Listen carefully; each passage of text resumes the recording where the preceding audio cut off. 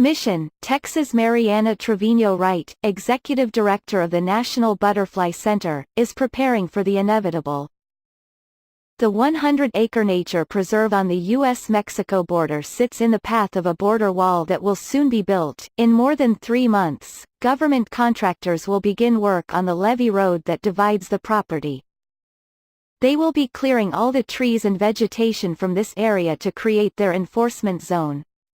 They're going to excavate the earth and levee, put in an 18-foot vertical concrete slab wall, and on top of that 18-foot steel bollards, said Trevino-Wright. In the last 2 weeks, U.S. Customs and Border Protection, in partnership with the U.S. Army Corps of Engineers, announced the construction of 2 additional border walls in Hidalgo County in southern Texas. One wall would stretch 6 miles and cut through the preserve, and the other would span 8 miles. Both contracts were awarded to Galveston-based SLSCO Limited. The 2 projects, totaling $312 million, would begin in February. The government in the beginning stages of building the border wall recently started issuing right of entry requests, giving them the right to explore the land to figure out where to best put up the wall. That has set up a potential battle between the government and longtime landowners in the area where the wall will go up. For some of the landowners, the land has been there for generations. It's very meaningful to them, said Efrain Olivares, legal director for racial and economic justice at the Texas Civil Rights Project, who has been working with several other landowners in the valley, advising them on their rights and the government's right of entry requests. That's why they don't want it destroyed by building a wall through it. Some believe the wall would degrade their property. We're going to lose 70% of our land to the border wall because the border wall is not on the border, said Trevino-Wright, who has been fighting the project since July 2017. In some places, the habitat would be bulldozed entirely.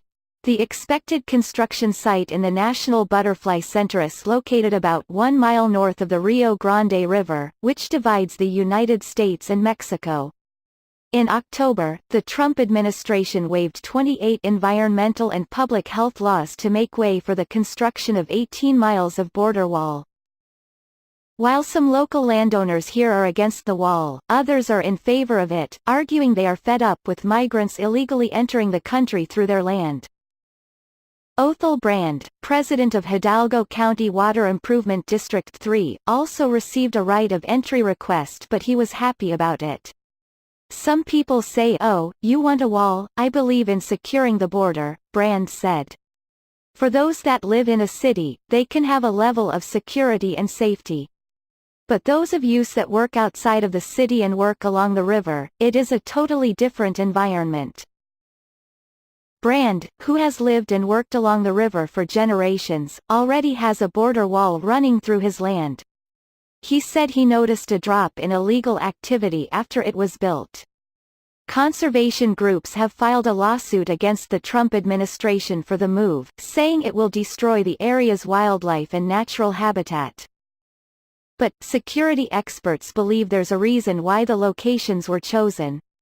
I do understand the unfortunate nature of some of these locations. On the flip side, though, you're having these walls constructed in areas where you have heavy smuggling operations in both directions, which I think is an important aspect to remember here, said Fred Burton, chief security officer at Stratfor. U.S. Customs and Border Protection has called the Rio Grande the busiest sector in the country. In the 2017 fiscal year, they arrested 137,000 illegal border crossers and seized 260,000 pounds of marijuana and 1,192 pounds of cocaine. CBP said they've met with landowners not only to request access to the property for survey but to also listen to their concerns. Concerns are captured in order to incorporate them into the design of the wall, CBP officials said. Olivares is pushing for the CBP to hold an open community meeting, which he said has not been done. He said the format would allow for more productive dialogue instead of individual meetings with agents. "We are trying to tell them, the landowners, that they have rights," Olivares said. They don't have to do what the government tells them to do.